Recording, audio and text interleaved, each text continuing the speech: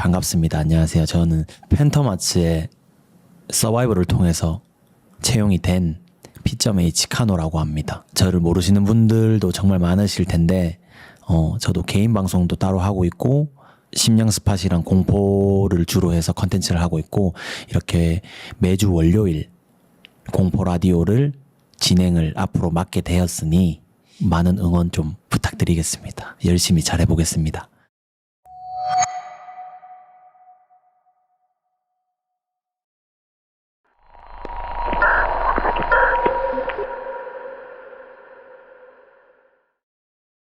안녕하세요. 짧은 썰 하나 풀게요. 요거는 제가 한 6년 전쯤 겪었던 일이고요. 현실 공포예요.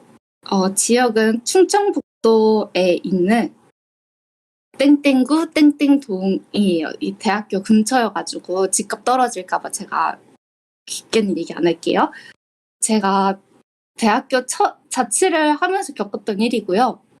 사실 시간이 많이 지나면서 이 얘기를 주변 사람들한테 여러 얘기한 적이 있어가지고 좀 사실 많이 떨리긴 하는데, 때는 2014년도 하반기 대학교 1학년 때 일이에요.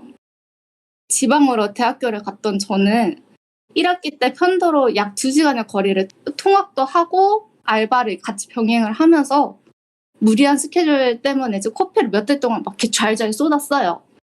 가방에는 이제 두루마리 휴지를 항시 들고 다닐 정도였거든요. 저는 이대로는 안 될 것 같아서 부모님께 자취를 선언했어요. 장녀여서 처음에는 부모님이 좀 엄청 거세게 반대를 했었는데, 보증금을 이제 제가 알바로 모은 돈으로 되는 조건이라 엄마랑 아빠 너무너무 힘들다고 호소해서 이제 결국 자취 동의를 얻었는데요. 1학년 하반기에 학교 근처에 집을 구하는 건 사실 쉽지가 않았어요. 그때 당시에 이제 직방이 조금 있었고 다른 이제 브랜드 어플들은 힘이 좀 없었거든요. 이제 막 이렇게 새로 시작할 때여가지고 직방이랑 학교 커뮤니티 내에 올라온 매물을 보고 제가 급하게 계약을 하게 됐어요. 방이 몇 개 없는 도중에 이제 보증금도 얼추 맞았고 제가 모은 돈 중에 거리도 학교랑 도보를 갈 수가 있었고 자취를 처음 하는지라 너무 무서웠는데 집주인이 이제 위층에 상주하는 조건의 빌라였거든요. 그래서 좀 괜찮다고 생각을 해가지고 급하게 계약을 했어요. 또 거기다가 월세가 다른 데에 비해서 싼데 월세에 비해서 방도 넓어가지고 저는 이제 개꿀이다 이러고서 계약을 했죠. 그렇게 제 첫 자취가 시작됐어요. 근데 자취를 할 때는 보통 다 로망이 있잖아요. 로망이랑은 이제 다르게 혼자 막상 살기 시작하니까 엄청 무섭더라고요. 밖에 작은 소리에도 되게 예민해지고. 그래서 투베임에도 불구하고 진짜 원룸 생활을 했어요. 방문을 꼭꼭 다 닫고 그 방 안에서 이렇게 살고 있었는데, 그러면서 이제 조금 더 좁은 집으로 다음번에 이사를 해야겠다고 생각을 하고 부모님이랑도 통화를 하면서 그런 얘기를 했었어요. 그러고 기말고사를 끝내고 나면 이제 대학교 방학이 시작이 되니까 본집으로 들어가가지고 한 2주 정도 지냈어요. 그렇게 지내고 있을 때 제가 아직도 그 시간이 기억나는데 아침 6시 한 17분? 18분 막 이때쯤이었어요. 엄마가 저를 되게 급하게 깨우시더라고요. 제가 방 안에서 추우니까 겨울이었거든요. 방 안에서 이제 번데기만 이불 막 두루두루 덮어 쓰고 전기장판에서 이게 꿀잠 자고 있었는데 웬 동도 안 트고 시꺼먼데 엄마가 통화하면서 급히 깨우길래 뭔가 막 했어요. 근데 엄마가 대뜸 집 비밀번호를 알려달라고 하더라고요. 그래서 이상하잖아요. 그래서 왜? 라고 했죠. 잠도 덜 깬 채인데. 그랬더니 엄마가 어차피 집 내놓을 생각하고 있는 거 세입자가 왔다고 집 좀 보여달라고 비밀번호를 알려달라고 하더라고요.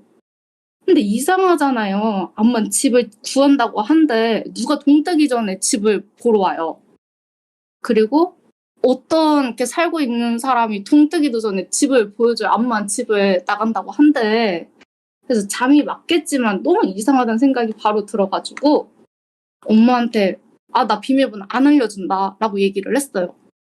근데 엄마가 그럴 사람이 아닌데 제가 그렇게 말을 하는데도 불구하고 계속 집요하게 비밀번호를 계속 알려달라고 하더라고요. 그 중에 이제 통화는 계속 하고 있던 상황이었어, 엄마가.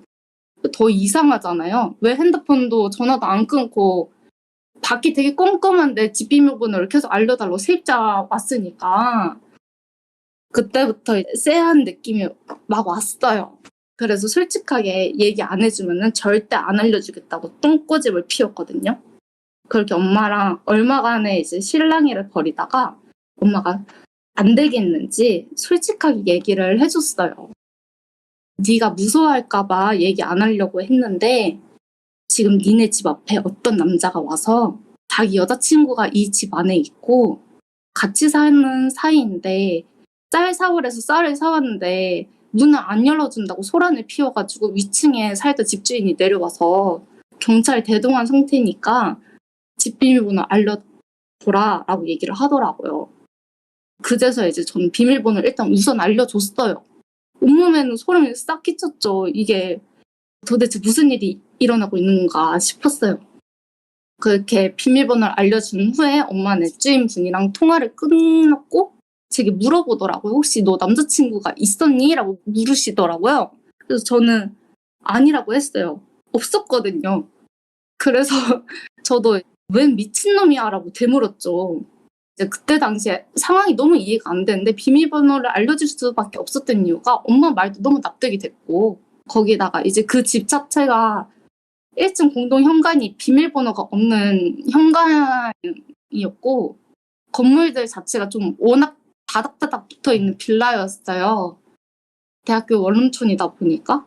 그래서 2층밖에 안 돼 있었는데 맘만 먹으면 이제 누구라도 벽 타고 침입할 수 있는 그런 집이어가지고 그래서 제가 혹시나 집을 비운 사이에 누군가 침입해서 살았을 가능성을 배제할 수 없으니까 알려주고 이후 상황을 엄마랑 같이 기다렸는데 나중에 얘기를 들어보니까 다행히 집에는 아무도 없는 게 맞았대요. 그리고 제 집을 찾아온 그 남성분 그분은 이제 술을 만취한 상태였다고 해요.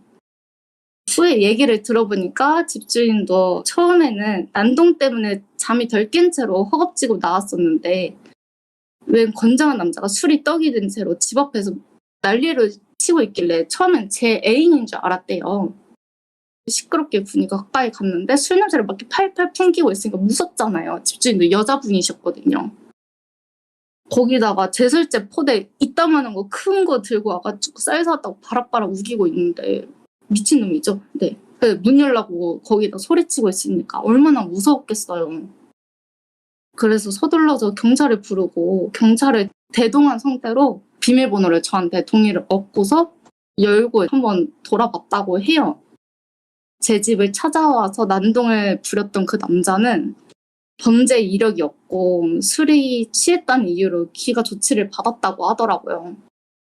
그래서 제가 이제 그 사람이 어떻게 다시 찾아올지 모르니까 신분이라도 저한테만이라도 알려달라고 요청을 했는데 개인정보니 뭐니 어쩌고 해가지고 알려줄 수가 없대요. 그래서 그분은 전 아직도 얼굴조차 몰라요.